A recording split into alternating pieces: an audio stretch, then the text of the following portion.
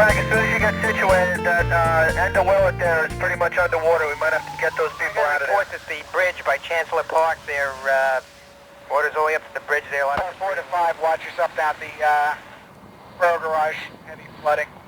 Alright, I won't even be able to get down by that bridge to the range in probably a couple minutes because it's flooding out right behind the fire department. Get multiple calls here. You say so far that the emergency spillway is handling the excess? So far, yes. Calling to the Park Ridge Fire Department. Be advised that the apparatuses have been relocated from the firehouse. You're aware of the flooding problem on Park Avenue down across from Denmark? Could you meet off Chicago down at headquarters? Think it's reference to an evacuation plan?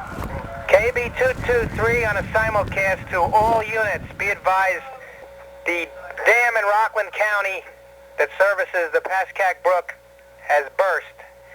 Should experience some heavy flooding down here on any communities bordering the Pascack Brook. I repeat, all cars and stations, Triborough Radio will have to evacuate this site ASAP. Okay. Okay, as soon as I can get the clear. Bye. Yeah.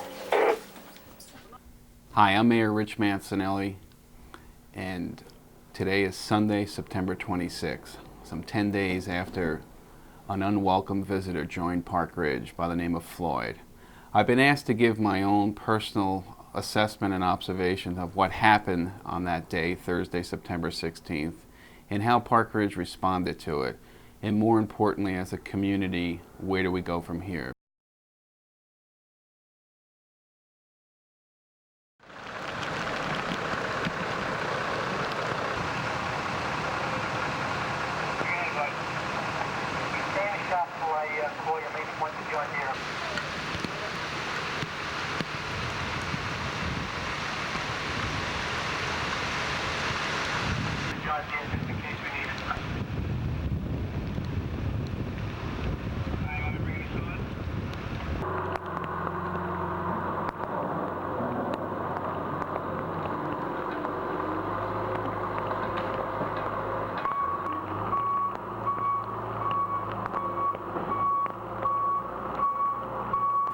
I first got back into Park Ridge on Thursday approximately 2 to 2:30 in the afternoon. I work full-time in New York, and like most commuters, I had difficulty getting back into Park Ridge. We knew something was happening on Thursday because most of the rumors circulating through New York was that the buses and trains would be shutting down early in the afternoon. While I had constant contact with officials here in Park Ridge, the scope and breadth of the damage wasn't evident to all of us until sometime mid-afternoon. We're filming this on a Friday, 1 week after the storm of September 16th, which really was probably the most severe event that's occurred in Park Ridge in 50 years. And it's a beautiful day today, but let me tell you, 1 week ago today, this was probably one of the saddest days of my life to have witnessed and lived through this flood, which if you watch PKRG, you're going to see some of the most awesome film footage that you'll see in Park Ridge probably in your whole lifetime.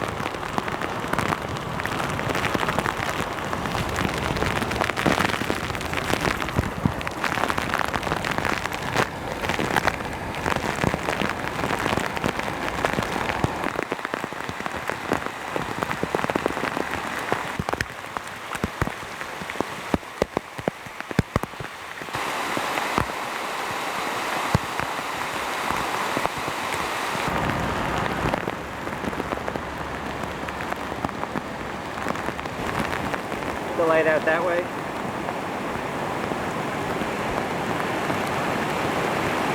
Okay, I'm swinging around to the left a little. They're heading over towards the bridge. They put it on the bridge.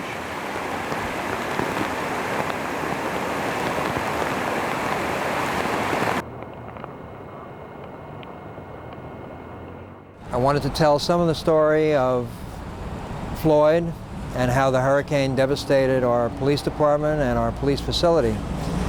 Last Thursday morning, we went through extensive preparation for the storm. We made sure that all the cars were gassed up. We made sure that all the equipment in the cars, oxygen, fire extinguishers, and so forth, were full. And we pretty much knew that our police cars would be our base of operation during the course of the storm, which is typical. Little did we know the extent of the flooding that would soon become a reality.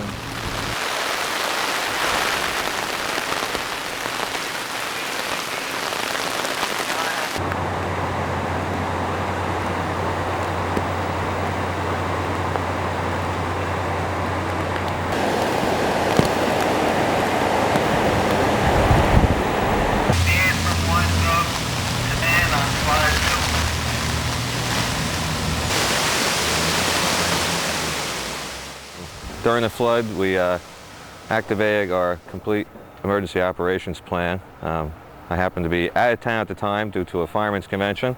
We were down in Wildwood. We prepared ourselves before the storm. I had a meeting with myself, Craig Coughlin, which is my deputy coordinator, and Chief Oppenheimer. They were predicting between 4 to 8 inches of rain. We had about 12 to 15 after the whole storm was over. So what happened was the storm hit, came down pretty heavy from what I understand, and then the dam broke up in New York State somewhere and caused a rush of water to come through Park Ridge, which at the point of time the water was raising about a foot every 10 minutes down here in the police station and the firehouse.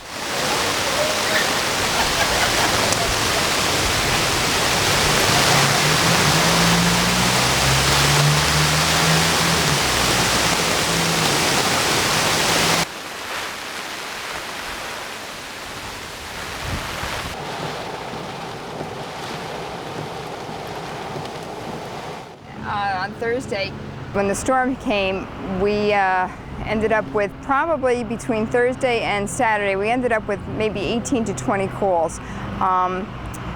They weren't major calls, but you know, they were minor emergencies. At one point, when the brook was flooded out in the middle of town, you couldn't get through.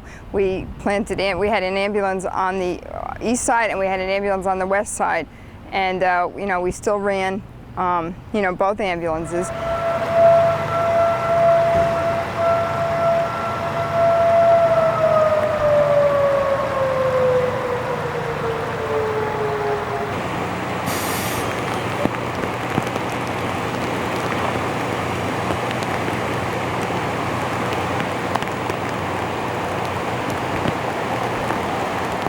You know, at one point we saw the water coming up, and I stood at the top of the ramp there looking down and seeing the water come up to the top of the curb at the library, and then all of a sudden it was on the grass, and I went into the radio room and it was over my feet, and at that point the radio room decided, well, I think we better get out of here, and fortunately they did, because within a course of 15 to 20 minutes the water in that room was 3 feet deep and getting deeper.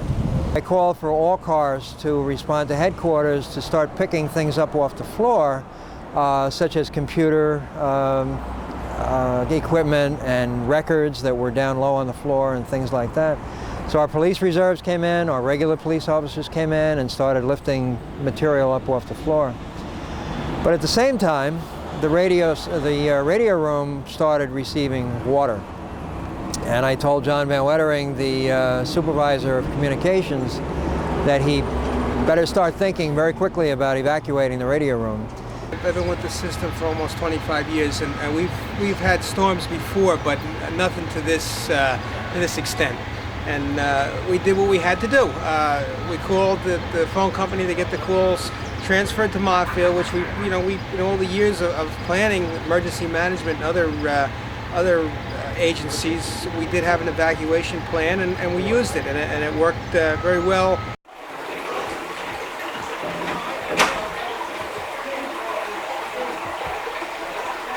Get them up, so That's what I'm thinking. They're all locked, so I think. How you doing, guys? A big mess over here today.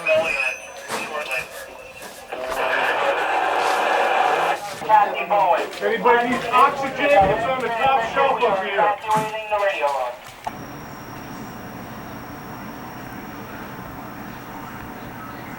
They said it already broke the door in by the reserves. Yeah, but that's going to bust out. Does that thing come through here? The water's outside the building? Oh yeah, we saw that. Yeah. Look at it coming up the window. 54225. For our water utility, we really had no major problems. Our water is supplied from deep groundwater wells, which were not affected by the floodwaters. As a precaution, we shut a few wells off prior to the flooding that were located in the lower flood areas, but the rest of our wells were able to supply the water.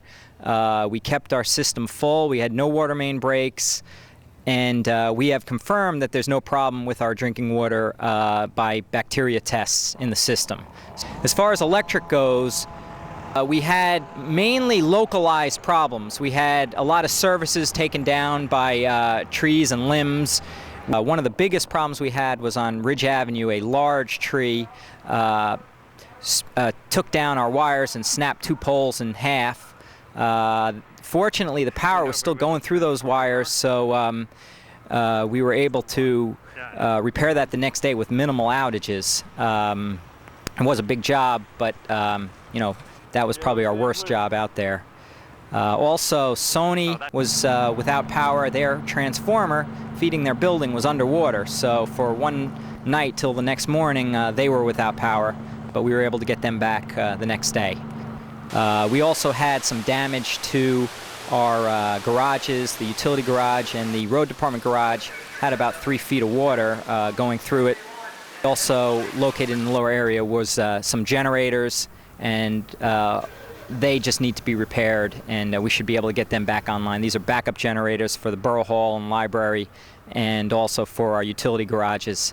Other than that, I mean, there were quite a few, like I said, localized outages from services, ripped off houses, and our guys were out there fixing them, and actually still are patching them up, but we did pretty well as far as our electric utility and our water utility. As you can see, we're under repairing some of the sheds that were devastated through the flood we just had last week. During the storm, the police did warn me that a dam had broke up above. So immediately I started moving the material away from the brook side as far as I could, up against higher ground and towards the back of the back of the yard, which didn't work because the water level came up this high, and everything, as I said before, floated over there and went out. I said this flood hit us twofold. Twofold in the sense that our own municipal operation was affected, but also there were dozens and dozens of residents that had to be addressed. Our Woodland Gardens, which is a beautiful 36-unit handicap housing facility down Sulak Lane, we had to provide emergency evacuation to those residents as well and get them to our shelter, which was designated at Westridge Elementary School.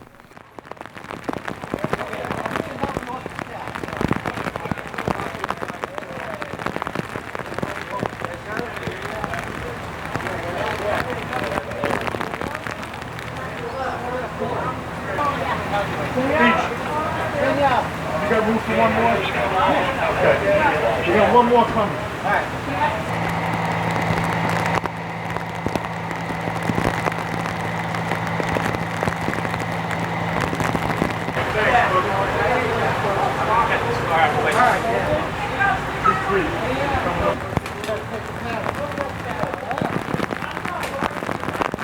Chancellor Park and Park Ridge, and also the Marriott and Park Ridge supplied bus servicing to get the people from the evacuation points up to Westridge School, which is part of our evacuation plan.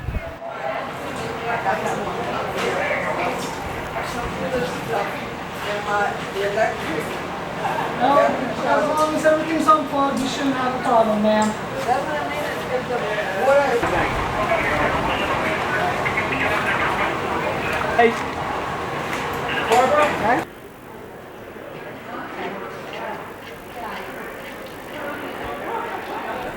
So, what do you think, Sergeant? How's it going? I think we're a little wet. I hope you feel Borough Hall. Oh yes, that's well documented. It's this deep. At that point, our fire department was evacuating the firehouse down here in between about 20 other calls. They were getting swamped with calls from all over town, flooded basements and gas leaks. We're back in from this disabled. That bus has been moved off into the Memorial School parking area. Receive 363, 1245. Party before him, you were cut out. Thank you. This is the police frequencies. This is the fire department and the ambulance department. This is where we now dispatch them from. And this phone is where all the phone lines were call forwarded to.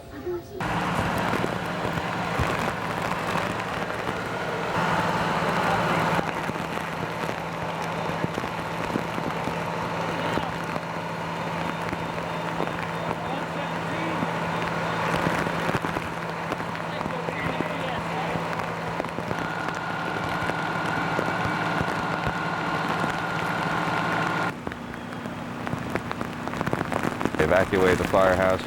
At that point, they evacuated their own personal cars out of the area here and proceeded to go up and relocate in personal people's homes, some firemen's homes that were graciously volunteered of. So they parked there until the calls came in to evacuate the Pond Ridge apartments. Then we had problems at Pond Ridge condominiums where we realized that people had moved from the first floor. They're on the lake in Park Ridge, Mill Pond, and water. They started taking on water at the first floor level, and a large evacuation was undertaken there by using boats from a Montvale police officer and the Oradell Police Department. And the fire department, police department, emergency office of emergency management all did a coordinated effort to evacuate the people from the people from the first floor that had evacuated to the second floor and then had to be taken out by boat.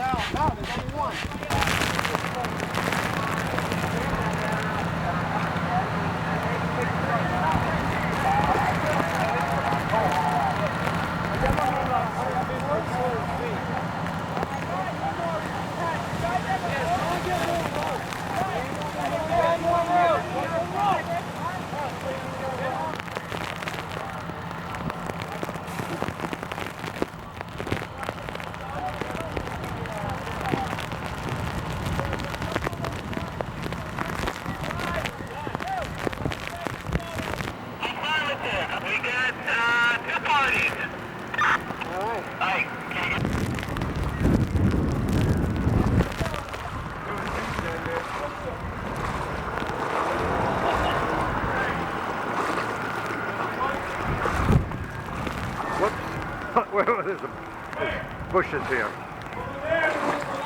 Oh, no, we gotta go around it.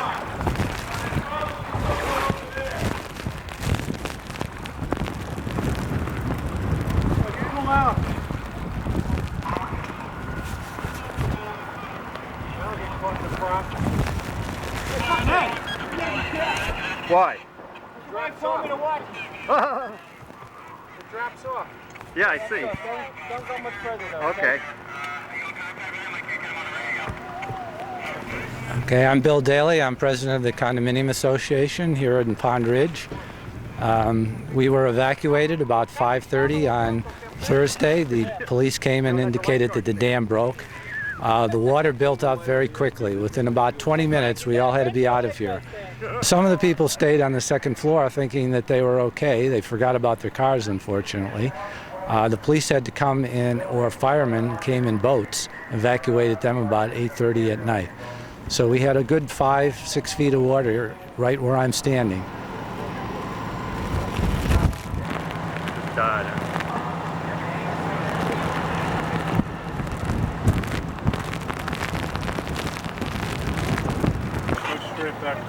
Yeah.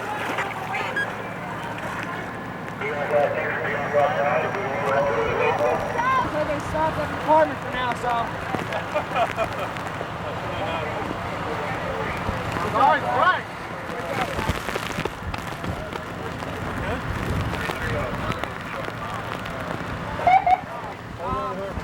We'll give her a hand up. Hey,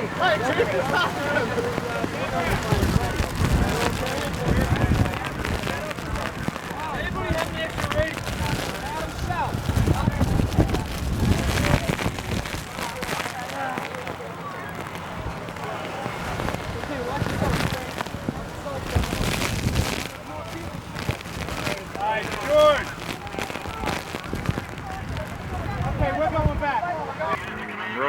I'm pulling back, and I'm swinging around to include all the fire people. It is a fire zone.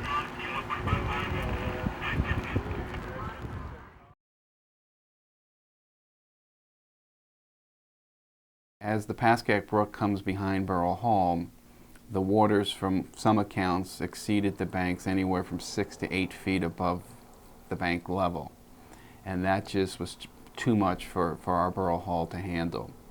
In addition to the police department and the tribal radio room, as well as the police reserve room, which are all located on the first floor at Borough Hall, our library received severe water damage on the first floor, as well as our firehouse. In addition to those facilities on this side of Park Avenue, we had a tremendous amount of damage also at our Sulak Lane area. That's where our DPW and our utility garages are housed, as well as our recycling center and several ball fields. In addition to that, we also had 3 bridges taken out. So, the 16th of September was a very busy day for us in Park Ridge. And I know walking around on Friday and seeing all the damage that was done, seeing the mud in the library and the police department, I said, geez, how do you rebuild? And going down to the fields and walking on Sulak Field and seeing the fences down and the rocks out in center field, it looked like a beach in Maine that it has no sandy beaches. In many respects, we got to count our blessings and say that we were lucky. And actually, for people in Park Ridge that were perhaps 500 feet on either side of this brook, even though we did get 12 inches of rain, which I haven't experienced in my 25 years here, the storm was relatively a non-event for most people. We did have some outages because of downed trees, but for the most part, we had our electricity for the whole time, whereas our neighbors lost electricity for up to 30 hours, and our water system remained safe. We haven't had to boil our water as all the other United Water communities have had to do. When you first came back in after the flood and saw the inside of the police station, what did you think? I was devastated. A tear came to my eye. I mean, it's been my home for the last, like I said, 25 years, and I did start to tear up. But it's a disaster. Nobody got hurt. We all worked hand in hand, and we did fine. So we've got a story for the rest of our lives on this. So. That's all. And this is, I hate to say it, we plan for this stuff. We've been trained to do this. In the event, we've never had to actually have something this catastrophic, but it shows that we can handle it. And if we got through this, we can get through anything. So, tank. Okay. Don't you guys have pick locks on TV? They do. God damn. I'd like to know how the trophies got in my office. All the trophies are in store. Because if they start moving stuff, then it's not going to be on the film for the insurance.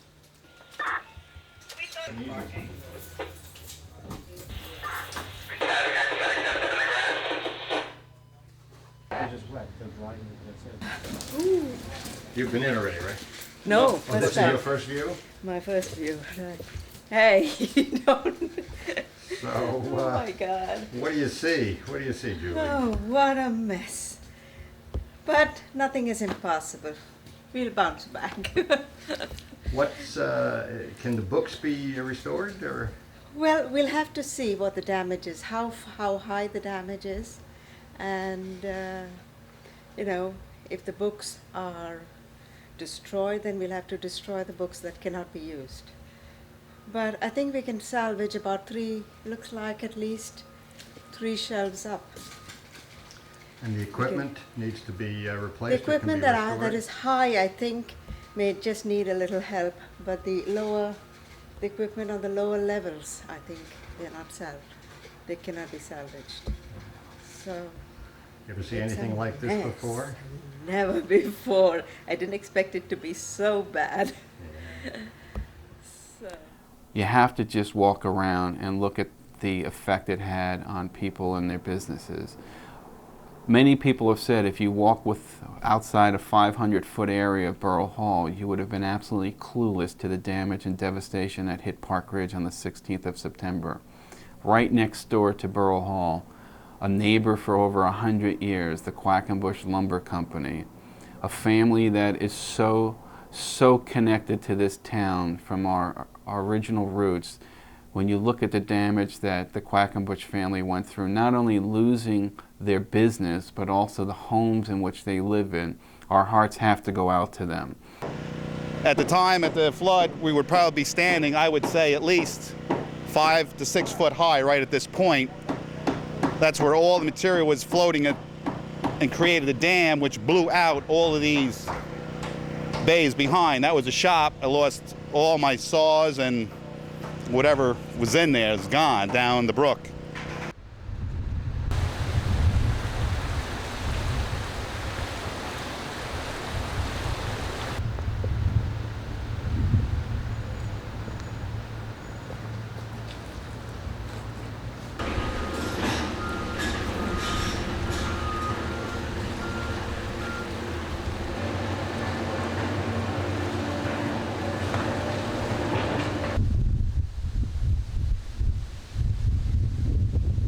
My name's James Patterson. I'm the store manager, and when the water started rising, we started moving stuff around the best we could, and next thing we know, it was a couple feet high, so we got ready to bail out. As you can see, the water came about 2 feet in this section because this is raised up, and then around the corner over here is our office, and then that got wiped out by a good 3 feet of water. All the computers are destroyed, all the records that we had, they're pretty much destroyed. Luckily, we had our computer tape up high enough, so that didn't get wiped out. And just all the hardware and junk just got washed all the way up to the front corner and went out just below that window there. And luckily, the water didn't stay in here too long, and it drained out pretty quick. We just have a big muddy mess to sort through, and it'll take some time, and hopefully we'll be open soon. But it's just going to be a lot of cleanup and a lot of shoveling of mud. And we'll just get ready for a flood sale, and we'll get back in business as soon as possible. I had an opportunity also to visit the Park Ridge Animal Hospital that had not only some water damage in the basement, but also a portion of their parking lot in the rear was just cut off. And I went to State Line as well to talk to the owner there, and next door to them, the office building that got severe water damage. All these people have said to me, Mayor, what can we do to help you and your municipal government? And to me, that really is what defines Park Ridge. I mean, to see the loss that they took, and the first words out of their mouth to me was, how can we help you get your feet back on solid and dry ground? And to me, that is just an amazing testimony to the sheer will and commitment people have about Park Ridge. Where do we go from here? Well, Friday morning, as expected, Floyd made its way up the coast, and we have to be very grateful that the dire predictions of a hurricane never materialized here. I came upon Westridge Elementary School about 6:30, 7 o'clock in the morning, and I immediately summoned an emergency meeting at 8 a.m. for all of the department heads and emergency personnel who were out on the scene for an assessment report. We convened at 8 o'clock. and we went around the table, department by department, assessing, hearing a overview of what the damage was to their respective areas and what the game plan was for that day. Yeah, that's a good plan. Is any electric guy around? I think they're coming at 11. Yeah, coming at 11. How much? Not electric, I guess. And we're going to just Borough Hall. You want me to? The only thing I want to confirm, gas is off. There's no way to tell them. We had to get out of here so fast. We'll call the gas company. Yeah, to shut off at the valve. So people are calling the 573-1800 getting no response. Until we can get that up and running and get a message there, it's really the 930-487. The Sulak field is so bad, there's nothing we can do. She's more concerned with the football field at I didn't look at that. That's not that bad, the field No. itself. The track is The track got is like that much soot on it, at least. And that whole driveway going back by the snack shack, that's just gone, just basically gone. The bridge is gone. The bridge is gone. That's not too There's no long. access to the fields to begin anywhere. I'll see you later, How you doing? Okay. Hey, we got some major league problems here in Park Ridge. Do you know, we need to get someone to do an assessment of whether Borough Hall is structurally okay? Do you know who that might be? Yeah, hi, this is Mayor Manson. Is Dave Vonza available? We put them up. We put them 3 feet up. Who is this? My dad. Many of us took on different roles with respect to our responsibilities. For me, the moment of my day as mayor was to secure a new police station. So I went through Park Ridge and we looked at a couple spots, but we settled in at what was the administrative executive offices of Phil DeBella of DeBella Sanitation, now owned by both Phil DeBella and Waste Management Association. And again, through their generosity, specifically Phil DeBella stepping forward and saying to me, Mayor, it's yours, here are the keys, you can have it for as long as you need it. When I told Phil that we're looking at potentially 6 to 9 months and what kind of an impact would this have with him in the building, he said, don't even think twice about it. Park Ridge comes first. I'll worry about what I'm going to do with it afterwards. So again, you know, to Phil DeBella and to his family and to Waste Management Association, thank you for your generosity for stepping up to the plate in this crisis. On Monday, after we finally got our telephones back, we got a company in here who started doing the rehabilitation of the library and the police department, and here we are a week later and we've made a big dent on it, and they're now saying that perhaps in 6 weeks the library will be functioning again, which to me is just unbelievable. Basically, what's happened here in the library is they've had approximately 4 feet of mud and water. When that amount of water enters the library, not only are the books that are physically damaged jeopardized, but the remaining books are jeopardized due to high humidity and possible mold and mildew growth.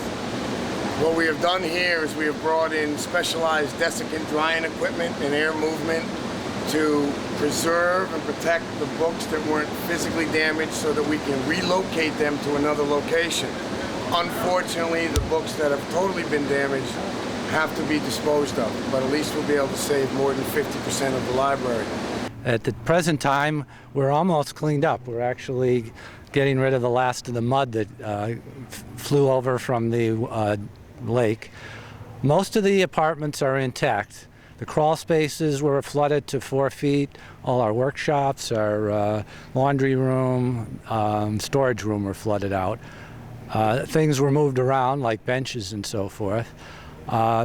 People, by and large, moved very quickly, and most people got their cars out. The police were very good at coming around and emphasizing knocking on doors and emphasizing they had to leave quickly.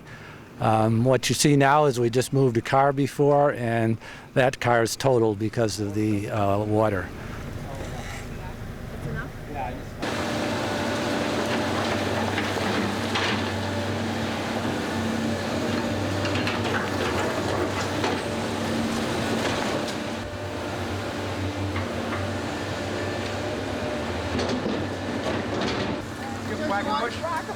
Yes, I believe so.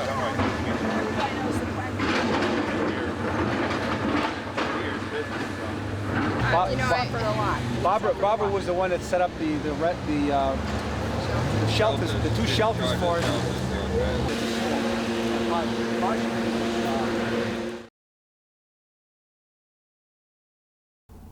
Many people said to me, what will the tax impact be to this damage? $9 million worth of municipal damage, how will this affect me? Because of the foresightedness of our joint insurance fund, we have flood insurance. We are expecting almost penny for penny reimbursement, dollar for dollar reimbursement of the building and all the contents we lost. With respect to the fields and bridges, we have made an application to FEMA to recover those monies. The residents of Park Ridge need to hear this very clearly from me. There will be no additional taxation as a result of this storm. We are very confident dollar for dollar reimbursement will come back to replace everything we lost.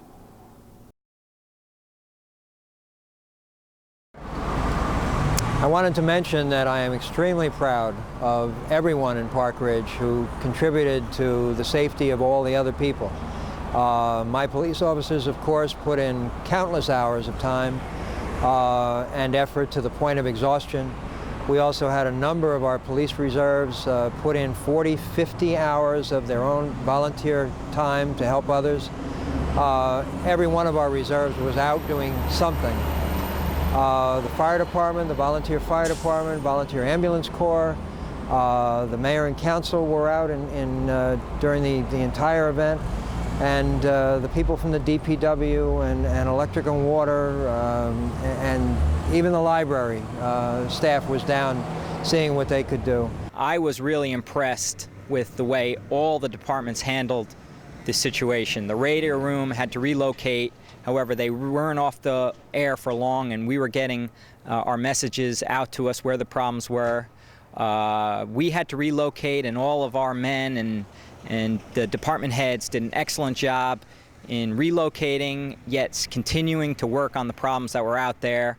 Everybody stayed calm, and I was really impressed with the way all the operations and the emergency services operated during this flood. I think the response by Park Ridge Police, the OEM, Fire Department, Ambulance Corps, the administration throughout the borough was outstanding. I think the volunteers that came out on their own, such as Barry Stein, Stein's sons, Dave O'Donovan, excavating, they came down, gave out anything we needed to get the job done. People's basements pumped out. All along Park Avenue, they had water up to their ceilings in their basements, and they were gracious enough to donate their time and their pumps to the cause. And everybody came together as a big group, and it worked out real well. I think that the town did wonderfully.